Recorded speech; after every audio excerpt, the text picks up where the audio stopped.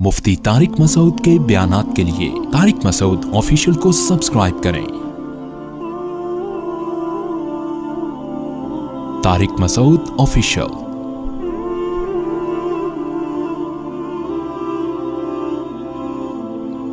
किसी ने सवाल पूछा है ना अच्छे अखलाक कि कितना लोगों की मदद करनी चाहिए, तो जो वाकई मदद के काबिल हो उसकी मदद करें। जैसे मैंने बताया, कोई इमरजेंसी हो गई किसी के घर में, कोई बीमार हो गया, उसको हॉस्पिटल जाना है, उबर आने में टाइम लगेगा, करीम आने में टाइम लगेगा, वो तो जाहिर है मसला, उसको गाड़ी दे दें फौरन, बोले भाई पूछ क्यों रहे हो, लेके जाओ।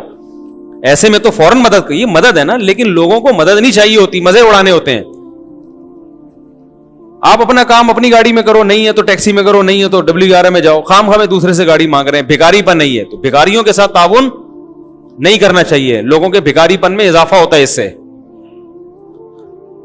तो ये है, तो दरमियाना, ना इतना कड़वा बनो कि लोग थूक दें, ना इतना मीठा बनो कि निगल जाए।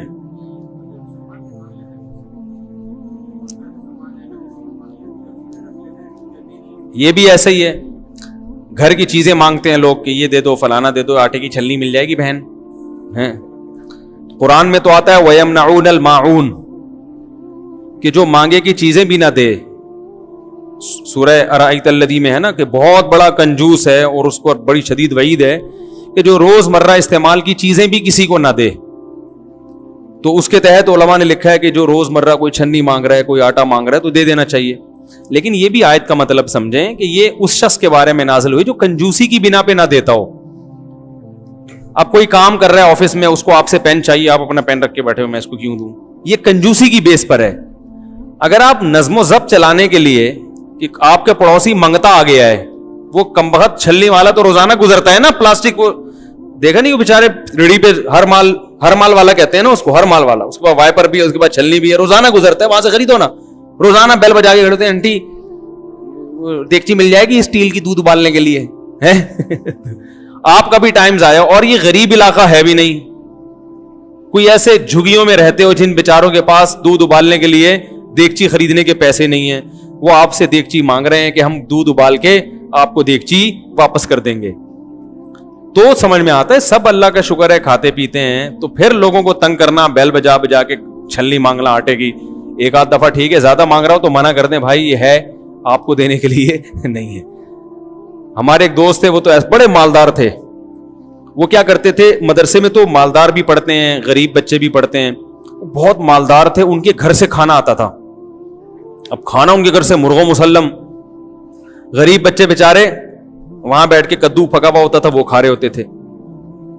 तो अब एक शख्स ने उनसे दोस्ती लगा ली, जब उनके घर खाना आता वो भी आगे बैठ जाता। एक तालिब इल्म ने ना, एक गरीब तालिब इल्म ने उनसे क्या लगा ली, दोस्ती। अब उनके घर से आ रहा है, मुर्गे आ रहे हैं, तो वो भी उनके साथ बैठ गया। अब वो उसको मना भी नहीं कर पाते कि यार मैं मुर्गा खाऊं, ये दाल खाए अच्छा नहीं लगता ना, गैर अखलाकी हरकत है। तो उस तालिब इल्म ने जो मालदार थे, हमारे हजरत से मसला पूछा कि हजरत मेरे घर से अच्छा खाना आता है, मैं वहीं बैठ के खा रहा होता हूं, एक दो गरीब तालिब इल्म में वो बगैर पूछे शामिल हो जाते हैं, तो मैं मना करता हूं तो मुझे डर लगता है, जो कुरान में आता है वयमनऊनल माऊन के मांगे की चीज भी ना दे, वो बड़ा बुरा आदमी है। तो ये मना करना क्या है, कैसा है? हजरत फरमाया फौरन मना कर दें। बोले ये मेरे लिए आया है, आपके लिए नहीं आया। क्यों बगैर पूछे बैठ रहा है वो? आप कह सकते हैं कि गरीब तालिब के सामने मुर्गे खाना अच्छा नहीं है। भाई गरीब को भी तो चाहिए कि जब तुम्हारी इस्तात मुर्गे की नहीं है तो मुर्गे पे राल टपकाना ये और ज्यादा बुरा है। जो है इस्तात वो खाओ ना।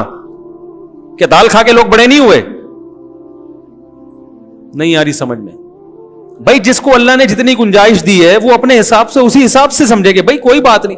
क्योंकि अगर इस तरह से हम पाबंदियां लगाना शुरू कर दें तो गरीब मालदार को तो फिर गाड़ी में बैठने की भी इजाजत नहीं है। कितने गरीबों के पास W11 के पैसे नहीं होते और ये बेचारा लैंड क्रूजर लेके घूम रहा है, तो क्या इसको लैंड क्रूजर से मना कर दें? तो कहेगा मेरे पास पैसा किस बात का भाई, फिर मैं अगर मैंने भी रक्शे में जाना है तो ये अल्लाह की नेमत मुझे क्यों मिली है?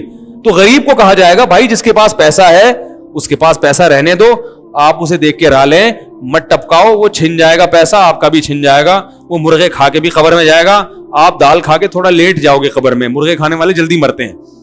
तो गरीब को यह सिखाया गया है कि मालदारों पे राह लें, मत टपकाओ। ہاں کبھی کبھار ایسا ہو کہ کوئی کبھی کبھار اس کی نوبت آتی ہو نا, اب وہ ہمیں یعنی کبھی کبھار اس کی نوبت آتی ہو نا تو پھر تو چلو بچا بھی جا سکتا ہے, لیکن مدرسے میں تو کھانا روز ہی ہے نا. اب کیا ان کے لیے الگ کمرہ بنائیں کہ آپ کے گھر سے مرغا آتا ہے تو آپ چارپائی کے نیچے گھس کے کھایا کریں تاکہ غریب بچوں کی نظر نہ پڑے؟ نہیں آ رہی بات سمجھ میں؟ تو اس میں غریب کو چاہیے کہ بھائی جس کو اللہ نے پیسہ دیا ہے اس پہ رشک نہ کرو, نہ حسد کرو, نہ رش کرو. یار تو لینڈ کروزر میں گھوم رہے, تجھے اللہ نے پیسہ دیا ہے, تو مرغے کھا لے, ہمیں تو دال میں ہی مرغے کا مزہ آئے گا. سمجھ میں نہیں آ رہی میرے خیال بات؟ تو یہ جو نیچ پنا ہے نا کسی کو مرغا کھاتا دیکھ کے اس کے مرغے پہ رالے ٹپکانا, کیونکہ پھر ہر چیز میں آپ کہتے ہیں غریب احساس کمتری میں آئے گا, پھر تو ہر چیز میں آئے گا وہ. پھر تو مالدار کو چاہیے کپڑے بھی اچھے نہ پہنے, وہ پھٹے پرانے غریبوں جیسے کپڑے پہنے. تو مدرسے میں پھر مالدار طلبہ کو ہم اگر یہ کہیں کہ تم کھانا بھی وہی کھاؤ جو مدرسے میں کدو پک رہا ہے, اور ہمارے دور میں جو کدو پکا کرتا تھا اللہ بس مغفرت فرمائے پکانے والے کی بھی اور کھانے والوں کی بھی. اب تو مدارس میں پھر بھی بڑے اچھے حالات ہو گئے ہیں. تو ہمارا اپنا کھانے کا دل نہیں کرتا تھا, ہمیں گھر سے جیب خرچی ملتی تھی, ہم پتلی گلی سے نکل لیتے تھے ٹھیک ہے, باہر جا کے جو ہے نا وہ ڈبو کے چائے میں چیزیں کھا رہے ہوتے تھے. تو کبھی کھا بھی لیتے تھے, کبھی باہر جا کے, گھر سے نہیں کھانا, اتنی لفٹ نہیں کرائی ہمارے گھر والوں نے, وہاں بھیجے, پیسے دیتے تھے کبھی جو کھانا ہے کھا لینا. تو اب اس میں شریعت کا حکم یہ ہے کہ مالدار اپنے حساب سے زندگی گزار سکتا ہے, غریب اپنے حساب سے گزارے. صحابہ میں بھی ایسا تھا, غریب بھی تھے مالدار بھی تھے. غریب مالداروں کو دیکھ کے حسرت نہیں کرتے تھے, بھائی تمہیں اللہ نے بہت دیا ہے تو کوئی بات نہیں, ہم اسی پہ خوش ہیں. ہم نے تو ایسے متضاد لوگوں میں نے زندگی گزاری ہے, طلبہ میں یہ کروڑ پتی طالب علم اور یہ بیچارے کے پاس کھانے کی روٹی نہیں, دونوں سے ہماری گپ شپ ہے, دونوں سے دوستی ہے, اور سب آپس میں دوست ہیں, ٹھیک ہے نا. نہ وہ اس کو دیکھ کے پریشان ہو رہا ہے, نہ وہ اس کو دیکھ کے رش کر رہا ہے. تو ایسے متضاد لوگوں میں ہم نے زندگی گزاری ہے. کیونکہ اسکولوں میں تو ایک ہی اسٹینڈرڈ کے لوگ آتے ہیں, اچھے اسکولوں میں سارے مالدار آئیں گے, غریب اسکولوں میں سارے غریب بچے. مدارس میں ایسا نہیں ہے, مدارس میں طلبہ میں بڑا فرق ہے. یہ طالب علم کروڑ پتی ہے, یہ طالب علم انتہائی غریب ہے, یہ پٹھان ہے, یہ پنجابی ہے, یہ گاؤں کا ہے, یہ شہری ہے, اس کے ابا بریگیڈیئر ہیں تو اس کے ابا موچی ہیں. ایسا بھی ہوتا ہے میرے شاگردوں میں, ایسے شاگردوں کو پڑھا رہا ہوں, ایک کے والد فوج میں بریگیڈیئر ہیں, دوسرے کے ابا سبزی بیچتے ہیں, موچی ہیں, سبزی بیچتے ہیں, چوکیدار ہیں کہیں. ایسے متضاد, کیونکہ علم دین میں تو یہ فرق نہیں ہوتا نا کہ مالداروں کے لیے الگ, اور یہ بھی مدارس کی خصوصیت ہے. دیکھو مدارس نے یہ فرق نہیں رکھا, اسکولوں میں یہ فرق ہے, مالداروں کے لیے ایجوکیشن سسٹم الگ, مدارس سب کو ایک جیسی تعلیم دے رہے ہیں, رویہ بھی سب کے ساتھ ایک جیسا. پھر ٹیچروں میں بڑا فرق ہے. ہمارے جامعہ میں بعض ٹیچر ایسے ہیں بہت ہی غریب, بعض ٹیچر ایسے ہیں وہ مدرسے سے تنخواہ ہی نہیں لیتے, وہ اتنے مالدار ہیں وہ کہہ رہے ہیں ہمیں تنخواہ کی ضرورت, اور الٹا پیسے دے کے پڑھا رہے ہوتے ہیں وہ, ٹھیک ہے نا, اپنی بہترین گاڑیوں میں آتے ہیں وہ. تو ہر طرح کے لوگ ہیں. تو ماحول میں تو بھائی مالدار بھی رہے گا غریب بھی رہیں گے, تو غریب آدمی کو چاہیے مالداروں کو دیکھ کے رالے نہ ٹپکائے, ٹھیک ہے نا, بولے اللہ نے اس کو دیا ٹھیک ہے. تو چونکہ اگر ہم مالدار کو کہیں نا کہ یوں اپنا لائف اسٹائل, تو پھر وہ ہر چیز میں, وہ بیچارے کو گاڑی بھی چینج کرنی پڑے گی, وہ ایف ایکس لے لے گا 40,000 میں قسطوں پہ, ٹھیک ہے نا, وہ والی گاڑی رکھنی پڑے گی اس کو, کپڑے بھی پھٹے پرانے پہننے پڑیں گے. تو جب وہ لباس اچھا پہن رہا ہے, گاڑی اچھی رکھی ہوئی ہے, گھر اچھا ہے, تو کھانے بھی اچھا دو اس کو, ٹھیک ہے نا, اچھا کھا رہا ہے. اب اس کے لیے الگ دسترخوان نہیں ہے مدرسوں میں, تو وہ بیچارے وہیں بیٹھ کے کھا رہے ہوتے ہیں. تو ہمارے حضرت نے ان کو کہا کہ تو طالب علم آتا ہے تو طلبہ کو منع کیا کہ کوئی طالب علم ان کے ساتھ بیٹھ کے نہیں کھائے گا. کہا آپ خود کسی کو کھلانا چاہیں اپنے ساتھ بٹھا دیں. پھر وہ یہی کرتے تھے, وہ گھر سے 2-3 آدمیوں کو اکٹھا منگواتے تھے, پھر 2-3 طلبہ کو اپنے ساتھ خود ہی بٹھایا کرتے تھے کہ آ جاؤ.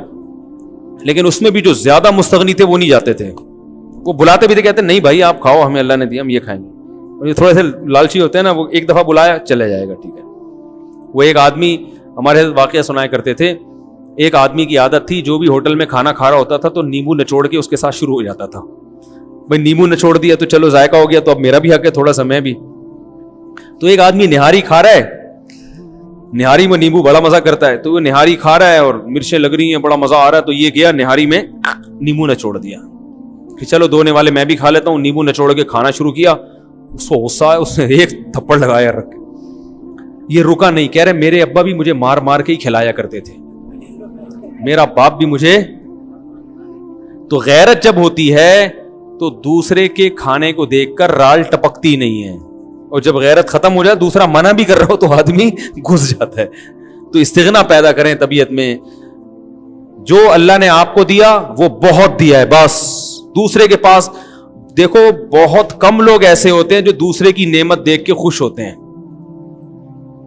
دوسرے کے پاس پیسہ دیکھ کے خوش ہوتے ہیں. ہمیں الحمدللہ ایسے بہت سے لوگوں سے واسطہ پڑا ہے, مدرسوں میں, اسکولوں میں نہیں پڑھا, کالجوں میں نہیں ہوتے ہیں, وہاں بھی ہوتے ہیں لیکن شارٹ. مدرسوں میں علماء صلاح میں یہ لوگ زیادہ ہیں کہ کسی نے اچھی گاڑی لے لی تو اندر سے خوش ہو رہے ہیں کہ یار چلو ہمارے پاس نہیں ہے اس کے پاس آ گئی, ورنہ جیلسی ہوتی ہے انسان کو. اچھی گاڑی آ گئی خوشی ہو رہی ہے, اوپر اوپر سے نا بول رہا ہے بہت خوش, اندر سے دل چل رہا ہے کم بخت ہے, پتہ نہیں کہاں سے آ جائے. ہم لوگ ایسے ہی یار, ہم تو اسی میں گھوم رہے ہیں, پتہ نہیں کم بخت کے پاس. ایک آدمی آیا نا میرے پاس, کہنے لگا مجھے ایک غم اس بات کا ہے کہ میرے پاس پیسہ نہیں ہے, دوسرا غم اس بات کا لوگوں کے پاس کہاں سے آ رہا ہے.